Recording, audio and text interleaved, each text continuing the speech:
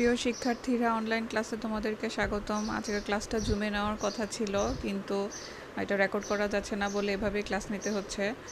তো এটা আসলে খুব দুঃখজনক। ক্লাস আমি মানে তোমাদের যে বেশি মনে হয় আমি মিস করছি যে তোমাদেরকে সামনাসামনি দেখে তোমাদের রেসপন্স বুঝে তারপর পড়ানো। এভাবে পড়ানোটা আসলে মানে খুব একটা ফ্রুটফুল না। আমি যেহেতু বুঝতে পারছি না যে তোমরা কতটুকু বুঝতে পারছো, কতটুকু বুঝতে পারছো না। তো এই জন্য আমার নিজেরই বেশি খারাপ লাগছে। এখন সর্বাত্মক চেষ্টা করবো যে সামনের ক্লাসগুলো যেন অবশ্যই জুমে নেওয়া যায়। আর আজকের ক্লাসটা এভাবেই করে ফেলো। আর তারপরে আজকের ক্লাসের ব্যাপারে যেই প্রশ্ন থাকবে এগুলো অবশ্যই তোমরা মনে রাখবে বা লিখে রাখবে। এগুলো নেক্সট ক্লাসে ইনশাল্লাহ উত্তর দিয়ে দিব। চ্যাপ্টার 4 পড়ানো হচ্ছিল ক্রমহ্রাসমান প্রান্তিক উৎপাদন বিধি। আজকে পড়াবো। তো ক্রমহ্রাসমান প্রান্তিক উপযোগ তোমরা পড়েছো, ওইখান থেকে এটার একটা ধারণা পাওয়া যায় যে ক্রমহ্রাসমান প্রান্তিক উৎপাদন বিধিটা কীরকম হতে পারে। ক্রমহ্রাসমান প্রান্তিক উৎপাদন বিধির মূল বক্তব্য হচ্ছে যে আমরা একটা জমি চিন্তা করে সেই উদাহরণটা এখানে ব্যবহার করব। যেমন ধরো, একটা জমিতে যদি বেশি পরিমাণ শ্রম নিয়োগ করা হয়, তাহলে সেই শ্রম নিয়োগের একটা পর্যায় পর্যন্ত জমিতে উৎপাদন বাড়বে, কিন্তু তারপরে আরও যদি শ্রম নিয়োগ করা হয় তারপর থেকে প্রান্তিক উৎপাদনের পরিমাণ কমতে থাকবে। মোট উৎপাদন বাড়বে ঠিকই, কিন্তু কম হারে বাড়বে, প্রান্তিক উৎপাদন কমতে থাকবে। কারণ হচ্ছে যে এখানে জমিতে যতটুকু দরকার, মানে যতটুকু শ্রম দরকার, একটা জমিতে ধরো 4 জন কাজ করলেই হচ্ছে। এখন সেই জমিতে যদি 10 জন নিয়োজিত থাকে, তো 6 জনের উৎপাদনশীলতা বা 6 জনের কাজটা আসলে মানে কোনো কাজের কাজ হচ্ছে না, তারা এমনি এখানে কাজ করছে। এখন মানে বাকি 4 জনের কাজ তখন কমে যাবে। তো এরকম একটা ব্যাপার ঘটে এখানে, যে একটা জমিতে যতজন কাজ করলে চলে বা যতটুকু শ্রমের দরকার আছে তার চেয়ে বেশি যখন হয়ে যায়, তখন হচ্ছে প্রান্তিক উৎপাদন কমা শুরু করে। আর যখন হচ্ছে শ্রমের নিয়োগ যতটুকু দরকার ওইটা ফিল আপ হয় না, ওই শ্রমের নিয়োগ যতটুকু দরকার তার মানে ততটুকু যখন হচ্ছে নিয়োগ হতে থাকে, ওই পর্যন্ত হচ্ছে প্রান্তিক উৎপাদন বাড়তে থাকে। বইয়ের মধ্যে লিখেছে যে অন্যান্য উপকরণ স্থির রেখে, যেমন উৎপাদনের কৌশল বা অন্যান্য উৎপাদন করতে যেগুলো লাগে ওগুলা স্থির রেখে শুধু যদি শ্রমের কথা চিন্তা করো তখন এবং শ্রম নিয়োগ করতে থাকো, তখন প্রাথমিকভাবে হচ্ছে মোট উৎপাদন ক্রমবর্ধমান হারে বাড়বে। এই যে মোট উৎপাদন ক্রমবর্ধমান হারে বাড়ছে, এর মানে হচ্ছে তখন প্রান্তিক উৎপাদন বাড়ছে। তারপরে যখন প্রান্তিক উৎপাদন সর্বোচ্চ হয়ে যাবে এবং সর্বোচ্চ হওয়ার পরে যখন আরও শ্রম নিয়োগ করা হবে, তখন হচ্ছে মোট উৎপাদন ক্রমহ্রাসমান হারে বাড়বে। তো কৃষিক্ষেত্রে এই বিধিটা যখন প্রয়োগ করা হয় সেটাকেই বলে ক্রমহ্রাসমান প্রান্তিক উৎপাদন বিধিটা হচ্ছে আসলে কৃষিক্ষেত্রে নিয়োগ করেই মানে উদাহরণটা দেওয়া হয় বা বোঝানো হয়। আর কৃষি জমির পরিমাণ আমরা জানি যে স্থির, যেহেতু জমির পরিমাণ চাইলেই বাড়ানো যায় না। তো প্রান্তিক শ্রমের বৃদ্ধির ফলে প্রান্তিক উৎপাদন বেশি হয়, উৎপাদন ক্রমবর্ধমান হারে বৃদ্ধি পায়। এটা হচ্ছে প্রথম দিকের কথা, যখন হচ্ছে যে তুমি চাইলে জমিতে আরও শ্রমিক নিয়োগ করতে পারো এবং তাদের হচ্ছে এখানে কাজ করার স্কোপ আছে। কিন্তু উৎপাদন বাড়ানোর জন্য যদি মানে তারপরে শ্রমিক নিয়োগ মানে করতেই থাকলে এক পর্যায়ে এসে হচ্ছে শ্রম বেশি হয়ে যাবে, জমির তুলনায় শ্রম বেশি হয়ে যাবে এবং তখন হচ্ছে প্রান্তিক উৎপাদনটা কমতে থাকবে। এর কারণ হলো অতিরিক্ত শ্রম নিয়োগ করায় প্রতি একক শ্রমের জন্য ভূমি কম থাকে। এই যে এই লাইনটার দিকে লক্ষ্য করো, অতিরিক্ত শ্রম নিয়োগ করার ফলে প্রতি একক শ্রমের জন্য ভূমি কমতে থাকে। অর্থাৎ একজন মানুষ মানে কতটুকু জমি নিয়ে কাজ করবে, একটা জমির মধ্যে কতটুকু অংশে একটা মানুষের কাজ আছে, এই পরিমাণটা আস্তে আস্তে কমতে থাকে। ফলে মোট উৎপাদন ক্রমহ্রাসমান হারে বাড়ে। একে বলে ক্রমহ্রাসমান প্রান্তিক উৎপাদন বিধি। আচ্ছা, এখন তোমাদের একটা সূচি দেখিয়েছে এবং এই সূচি থেকে বোঝানোর চেষ্টা করেছে যে ক্রমহ্রাসমান প্রান্তিক উৎপাদন বিধিটা আসলে কিভাবে কাজ করে। তো ভূমির পরিমাণ হচ্ছে স্থির, 1 হেক্টর ভূমির পরিমাণ আমরা ধরে নিয়েছি যে ভূমির পরিমাণ স্থির থাকবে।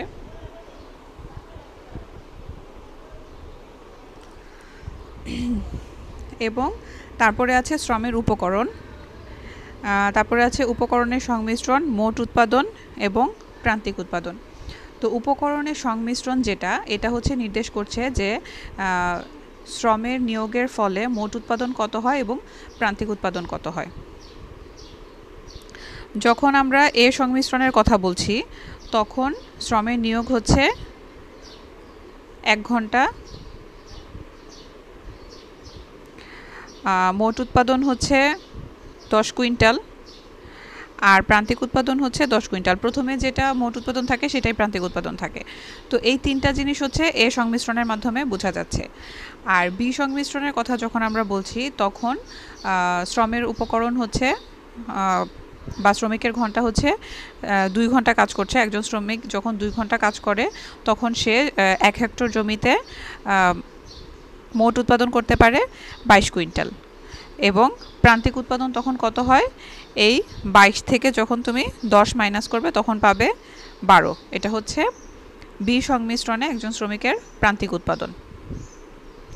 তারপরে যখন আমরা সি সংমিশ্রণের কথা বলছি তখন দেখছি যে শ্রমের উপকরণ হচ্ছে 3 ঘন্টা, বা একজন শ্রমিক যখন 3 ঘন্টা শ্রম দিচ্ছেন তখন তিনি মোট উৎপাদন করতে পারছেন 30 কুইন্টাল, এবং প্রান্তিক উৎপাদন হচ্ছে 8 কুইন্টাল। এটা আমরা কিভাবে পাচ্ছি, এই 30 থেকে 22 মাইনাস করব, 30 থেকে 22 মাইনাস করার ফলে পাচ্ছি 8 কুইন্টাল। এটা হচ্ছে প্রান্তিক উৎপাদন সি সংমিশ্রণে। এবং ডি সংমিশ্রণে পাচ্ছি যে 4 ঘন্টা যখন শ্রমিক কাজ করছেন ওই 1 হেক্টর জমিতে তখন হচ্ছে তার মোট উৎপাদন হচ্ছে 34 কুইন্টাল, এবং এই 34 থেকে আমরা 30 মাইনাস করে পাচ্ছি 4 কুইন্টাল। এটা হচ্ছে প্রান্তিক উৎপাদন। এখন লক্ষ্য করো প্রান্তিক উৎপাদন সবচেয়ে বেশি আছে কোন সংমিশ্রণের মধ্যে। প্রান্তিক উৎপাদন সবচেয়ে বেশি আছে এই বি সংমিশ্রণে। যে তুমি 22 থেকে যখন 10 মাইনাস করলে তখন এই যে 12 পাচ্ছ, এটাই হচ্ছে সর্বোচ্চ প্রান্তিক উৎপাদন। তারপরে কিন্তু আস্তে আস্তে প্রান্তিক উৎপাদন কমা শুরু করেছে, যদিও মোট উৎপাদন বাড়ছে। যেমন 10 থেকে 22 হয়েছে, তারপরে 22 থেকে 30, তারপরে 30 থেকে 34, এটা কিন্তু বাড়ছে, কিন্তু প্রান্তিক উৎপাদন দেখো কমে যাচ্ছে। এই যে প্রান্তিক উৎপাদন কমছে, এই প্রান্তিক উৎপাদনের কমাটা নির্দেশ করে যে মোট উৎপাদন আসলে বি সংমিশ্রণের পর থেকে ক্রমহ্রাসমান হারে বাড়ছে, কিন্তু বাড়ার হারটা হচ্ছে ক্রমহ্রাসমান, মানে কম হারে বাড়ছে। আর এই এ থেকে বি সংমিশ্রণে যখন তুমি দেখবে, এ থেকে বি সংমিশ্রণে দেখো এই 10 থেকে 22 যখন হয়েছে, প্রান্তিক মোট উৎপাদন যখন 10 থেকে 22 হয়েছে, প্রান্তিক উৎপাদন তখন 10 থেকে 12 হয়েছে। এটা কি মিন করছে, এখানে প্রান্তিক উৎপাদন কিন্তু বেড়েছে, কমে নাই। তো এই যে প্রান্তিক উৎপাদন 10 থেকে 12 হয়েছে, এই পর্যায়ে হচ্ছে আমরা বলতে পারি যে মোট উৎপাদন বাড়ছে ক্রমবর্ধমান হারে। তাহলে লক্ষ্য করো যে বি বিন্দুর আগ পর্যন্ত, মানে বি বিন্দু পর্যন্ত হচ্ছে মোট উৎপাদনের বাড়াটাকে আমরা বলবো ক্রমবর্ধমান বাড়া। মোট উৎপাদন বাড়ছে ক্রমবর্ধমান হারে। আর বি বিন্দুর পরে, বি বিন্দু থেকে সি বিন্দু পর্যন্ত বা সংমিশ্রণ পর্যন্ত, বি থেকে ডি সংমিশ্রণ পর্যন্ত মোট উৎপাদন বাড়বে ক্রমহ্রাসমান হারে। এই যে লাল অংশটা, এটা হবে মোট উৎপাদনের বাড়ার হারটাকে আমরা বলবো ক্রমবর্ধমান, এবং তারপরে যে মোট উৎপাদনের বৃদ্ধি, এটাকে বলবো ক্রমহ্রাসমান বৃদ্ধি। আর এখানে এই পর্যন্ত হচ্ছে প্রান্তিক উৎপাদন বাড়ছে, এই কারণে মোট উৎপাদন ক্রমবর্ধমান হারে বাড়ছে। আর তারপর থেকে প্রান্তিক উৎপাদন কমছে, এই 12-র পর থেকে প্রান্তিক উৎপাদন কমছে, এই কারণে মোট উৎপাদন ক্রমহ্রাসমান হারে বাড়ছে। এটাই হচ্ছে মূল কথা।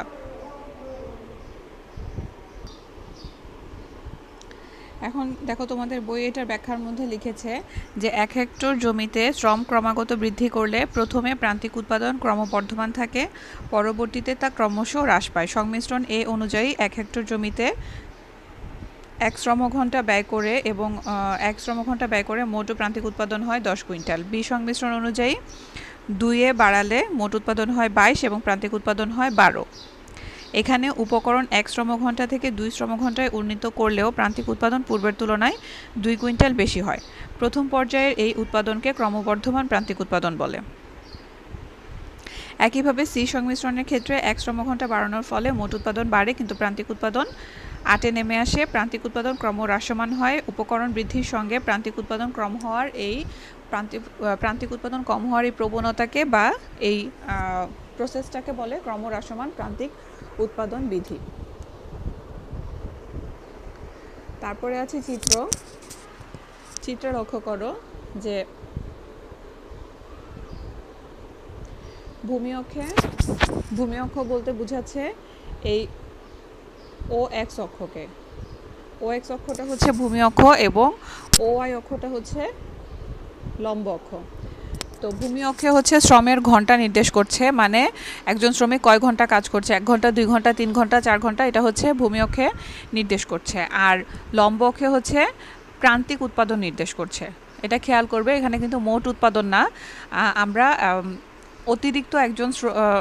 অতিরিক্ত 1 ঘন্টা কাজ করার ফলে, একজন শ্রমিক অতিরিক্ত 1 ঘন্টা কাজ করার ফলে যে অতিরিক্ত উৎপাদনটা হচ্ছে, যে প্রান্তিক উৎপাদনটা হচ্ছে, সেটা হচ্ছে লম্ব অক্ষে নির্দেশ করা হচ্ছে।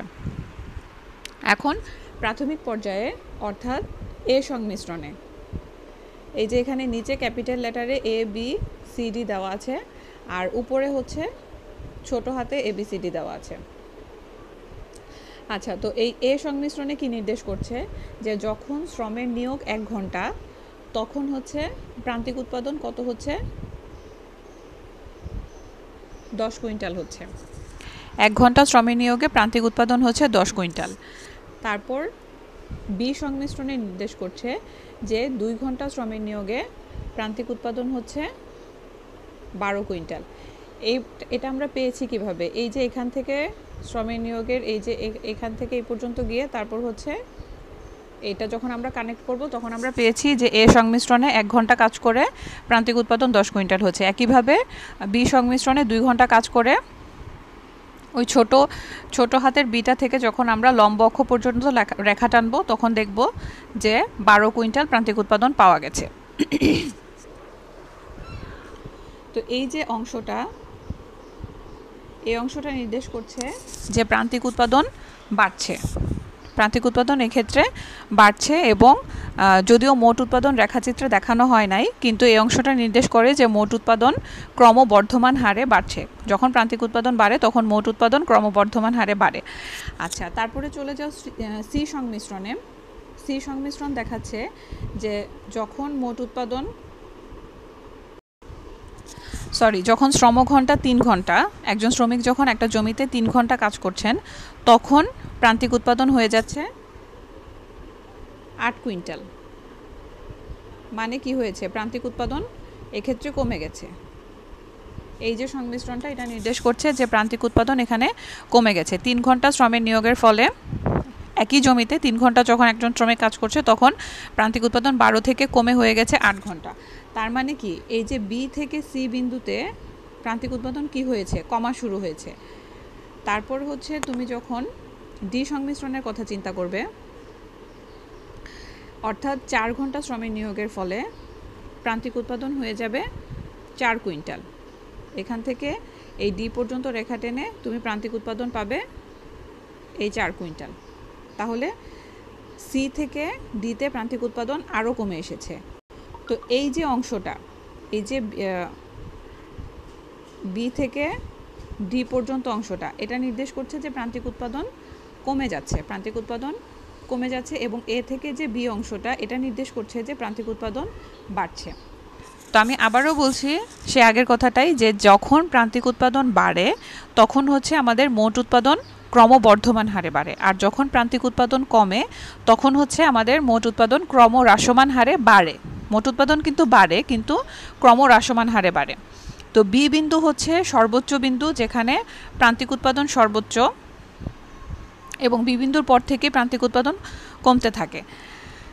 তো এটাই হচ্ছে ক্রমহ্রাসমান প্রান্তিক উৎপাদন বিধি, যে একটা নির্দিষ্ট একখণ্ড জমিতে যখন শ্রমের পরিমাণ বাড়ানো হতে থাকে তখন একটা পর্যায় পর্যন্ত হচ্ছে প্রান্তিক উৎপাদন বাড়ে, কিন্তু তারপরে এটা হচ্ছে সর্বোচ্চ পর্যায়, যে পর্যন্ত প্রান্তিক উৎপাদন বাড়ে এটাই হচ্ছে সর্বোচ্চ পর্যায়, এবং এই পর্যন্তই হচ্ছে আসলে শ্রমের নিয়োগ মানে করা জমিতে দরকার। তারপরে যদি আরও শ্রমের নিয়োগ করা হয় তখন কী হবে, প্রান্তিক উৎপাদন কমে যেতে থাকবে, কারণ তখন প্রতি একক শ্রমিকে বা প্রতি একজন শ্রমিকের যে ভূমির পরিমাণ সেটা কমে যাচ্ছে, এ কারণে হচ্ছে তখন প্রান্তিক উৎপাদনের পরিমাণ কমতে থাকবে।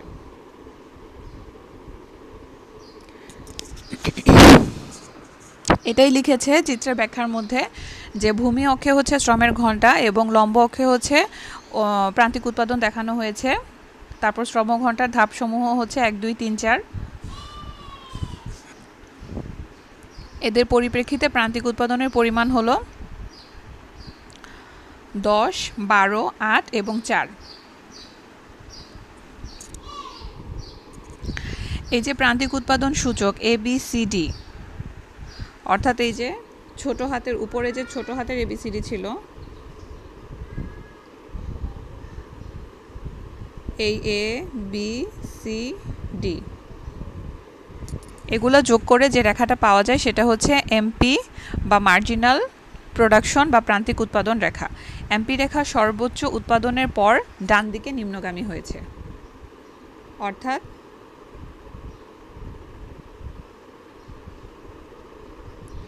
MP রেখা সর্বোচ্চ উৎপাদনের পর ডান দিকে নিম্নগামী হয়েছে, অর্থাৎ এই অবস্থাটার কথা বলছে। সর্বোচ্চ উৎপাদন হচ্ছে B বিন্দুতে, তারপর হচ্ছে রেখা ডান দিকে নিম্নগামী হয়েছে, অর্থাৎ এখানে ক্রমহ্রাসমান প্রান্তিক উৎপাদন বিধি কার্যকর হয়েছে। অর্থাৎ এখানে একটা জমিতে যখন সর্বোচ্চ নিয়োগের পরে, মানে যেই শ্রমের নিয়োগটা সর্বোচ্চ আউটপুট দেয় বা সর্বোচ্চ প্রোডাকশন দেয়, সর্বোচ্চ প্রান্তিক উৎপাদনের প্রোডাকশন দেয়, সেটার পরে যখন আরও শ্রমিক নিয়োগ করা হবে তখন হচ্ছে প্রান্তিক উৎপাদন কমতে থাকবে। তো এই জিনিসটা, এই চিত্রটা হচ্ছে সেটাকেই ব্যাখ্যা করেছে বা সেটাকেই রিপ্রেজেন্ট করেছে। তো এই ছিল ক্রমহ্রাসমান প্রান্তিক উৎপাদন বিধি। তারপরে আছে উৎপাদন ব্যয়, যে উৎপাদন ব্যয় কত ধরনের হয় এবং কি কি হয়। উৎপাদন ব্যয় হচ্ছে, উৎপাদন ব্যয়ের মধ্যে 2 ধরনের ব্যয় থাকে, একটা হচ্ছে আর্থিক ব্যয়, আরেকটা হচ্ছে মানবিক কষ্ট। একটা ব্যবসা প্রতিষ্ঠান দাঁড়া করাতে গেলে অর্থ খরচ করতে হয় স্বাভাবিকভাবেই, এগুলো হচ্ছে পুঁজি। যেমন ধরো যে একটা, এখানে যেমন একটা বাগানের কথা বলেছে, তো এই বাগানের পরিচর্যা করতে গেলে অনেক ধরনের, মানে অনেক ক্ষেত্রে হচ্ছে অর্থ ব্যয় করতে হয়, যেমন বাগানের জন্য সার কিনতে হয়, তারপর হচ্ছে পরিচর্যার জন্য যে যন্ত্রপাতি এগুলা কিনতে খরচ হয়, তো এগুলো হচ্ছে আর্থিক ব্যয়। তো এই আর্থিক ব্যয়টা হচ্ছে উৎপাদন ব্যয়ের অন্তর্ভুক্ত। তারপরে হচ্ছে এই যে বাগানে কাজ করছে যারা, তাদের একটা মানে শারীরিক কষ্ট আছে, একটা মানবিক কষ্ট আছে, এই কষ্টটাও হচ্ছে উৎপাদন ব্যয়ের মধ্যে অন্তর্ভুক্ত করতে হয়। তো এই দুইটা ব্যয় মিলে, আর্থিক ব্যয় এবং এই মানবিক কষ্ট, এই দুইটা ব্যয় মিলে হচ্ছে যে ব্যয়টা হয় সেটাকে বলে প্রকৃত উৎপাদন ব্যয়। এটা হচ্ছে প্রকৃত উৎপাদন ব্যয়, এটা আর এটার সংমিশ্রণে, আর্থিক উৎপাদন ব্যয় এবং মানবিক কষ্ট এই দুইটার সংমিশ্রণে যেটা হচ্ছে সেটা হচ্ছে প্রকৃত উৎপাদন ব্যয়। তারপরে আছে প্রকাশ্য ও অপ্রকাশ্য ব্যয়।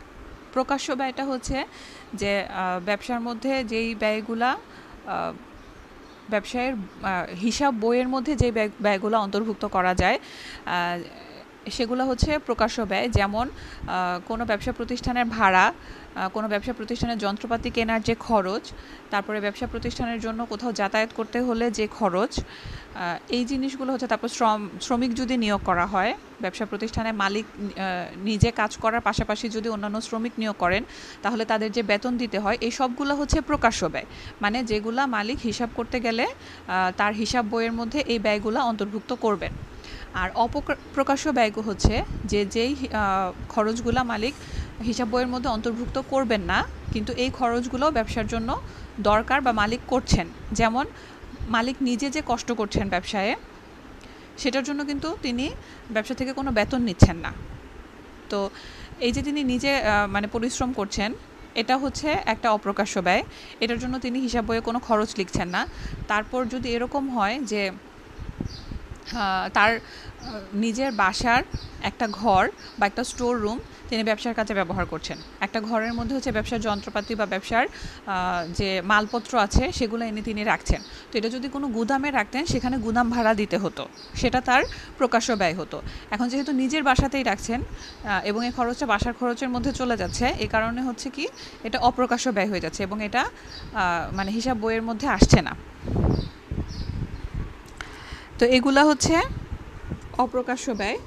অপ্রকাশ্য ব্যয়ের মূল কথাই হচ্ছে যে এ ধরনের খরচ বা ব্যয় ফার্মের হিসাব বইয়ের মধ্যে থাকে না।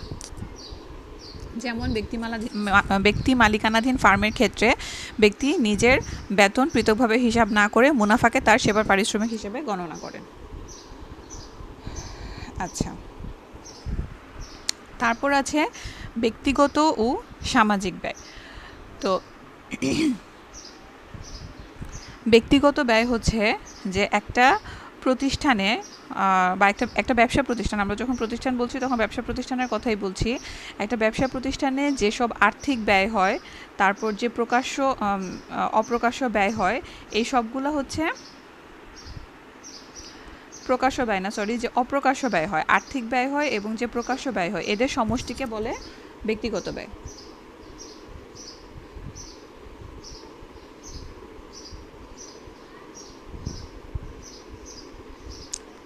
প্রকাশ্য অপ্রকাশ্য সব ধরনের ব্যয় হচ্ছে ব্যক্তিগত ব্যয়। যে পরিমাণ আর্থিক ব্যয় হয় উৎপাদনের সাথে জড়িত ব্যক্তির সব ধরনের প্রকাশ্য ও অপ্রকাশ্য ব্যয়ের যোগফল হচ্ছে ব্যক্তিগত ব্যয়। একটা ব্যবসা প্রতিষ্ঠানে ব্যক্তির সব ধরনের ব্যয় হচ্ছে ব্যক্তিগত ব্যয়। এখন উৎপাদন বা ভোগ করতে হলে উৎপাদন বা ভোগ প্রক্রিয়ার বাইরে সমাজের নানা ব্যক্তি অনেক সময় অপ্রত্যক্ষভাবে ক্ষতিগ্রস্ত হন। তাদের ক্ষতিপূরণ দিতে গেলে যে মোট অর্থের প্রয়োজন পড়ে সেই অর্থই হচ্ছে সামাজিক ব্যয়। এই যে এখানে বলেছে ক্ষতিপূরণ দিতে গেলে যে মোট অর্থের প্রয়োজন পড়ে, এই ক্ষতিপূরণটা কিন্তু ব্যবসায়ী দেন না, ঠিক আছে? যেমন দেখো যে তুমি যদি একটা কলকারখানার কথা চিন্তা করো, ফ্যাক্টরিগুলা কলকারখানাগুলো সাধারণত নদীর তীরে অবস্থিত হয় এবং নদীর তীরে অবস্থিত হওয়ার কারণ হচ্ছে যে তারা তাদের ফ্যাক্টরির যেই আবর্জনা আছে এগুলা তারা নদীতে ডিসচার্জ করে বা নদীতে ফেলে দেয়। তো এই যে নদীতে ফেলে দেওয়ার কারণে একটা পরিবেশগত দূষণ হচ্ছে, প্রাকৃতিক একটা ক্ষতি হচ্ছে। এই ক্ষতিটা কিন্তু সমাজের সকল মানুষকে বহন করতে হচ্ছে। পরিবেশ দূষণ হচ্ছে, এই পরিবেশ দূষণের জন্য যে ক্ষতিটা এটা সমাজের সব মানুষের হচ্ছে, শুধু ব্যবসা প্রতিষ্ঠানের কিন্তু হচ্ছে না।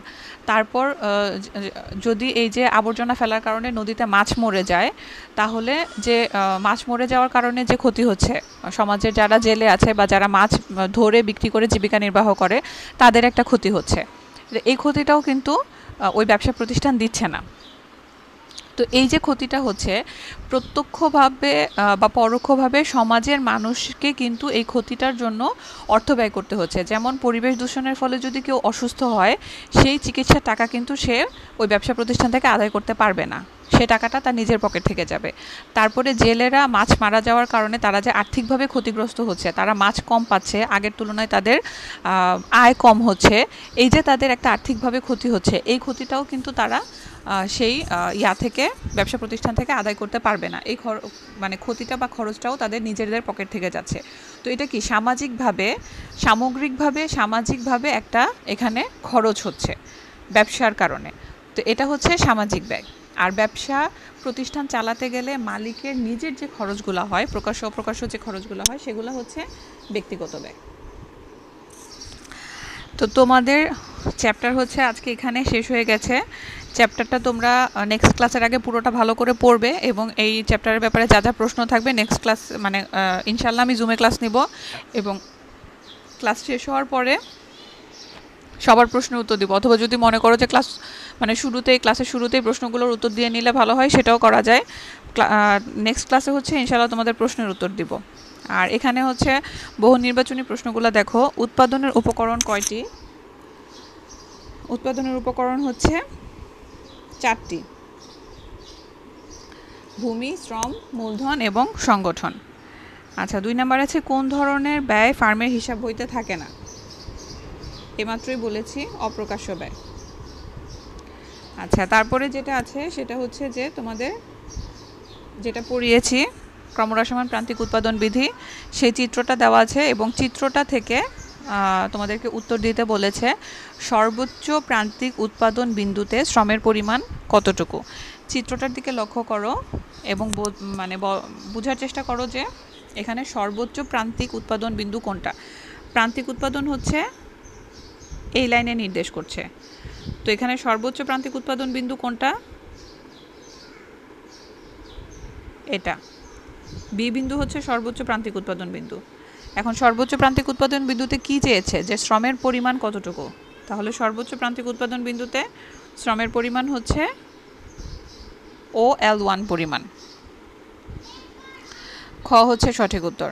আচ্ছা, তারপর হচ্ছে প্রান্তিক উৎপাদন এমপি রেখার বিডি অংশ থেকে, এমপি রেখার বিডি অংশ থেকে কি বোঝা যাচ্ছে, অর্থাৎ এই অংশটা থেকে, বি থেকে ডি যে অংশটা, এই অংশটা থেকে কি বোঝা যাচ্ছে, যে উৎপাদন ক্রমবর্ধমান হারে বাড়ে নাকি প্রান্তিক উৎপাদন ক্রমশ কমে নাকি উৎপাদন ক্রমহ্রাসমান হারে বাড়ে। তো উৎপাদন ক্রমবর্ধমান হারে বাড়বে কখন বলেছি, যখন প্রান্তিক উৎপাদন বাড়বে। তো এই অংশটা, এই যে লাল কালি দিয়ে এঁকেছি, এই অংশটাতে কি প্রান্তিক উৎপাদন বাড়ছে না কমছে?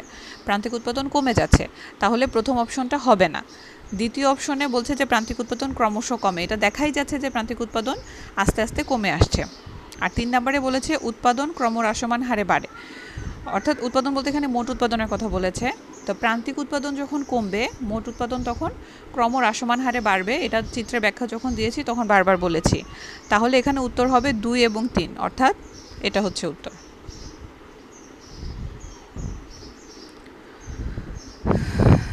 তাহলে এই ছিল তোমাদের বহু নির্বাচনী প্রশ্ন।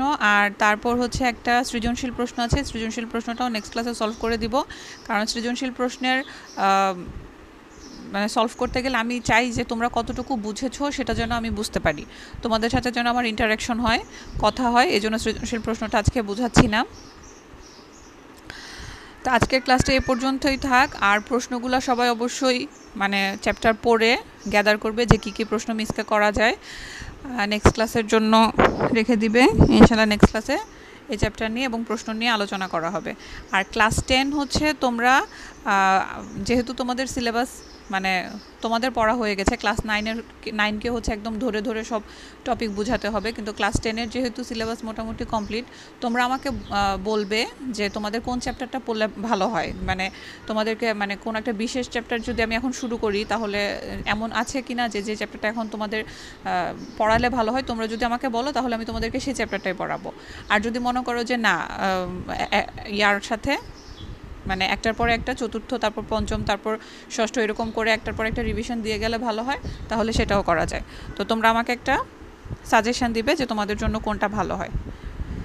ঠিক আছে, তাহলে আজকে এই পর্যন্তই থাক, সবাই ভালো থেকো, আল্লাহ হাফেজ।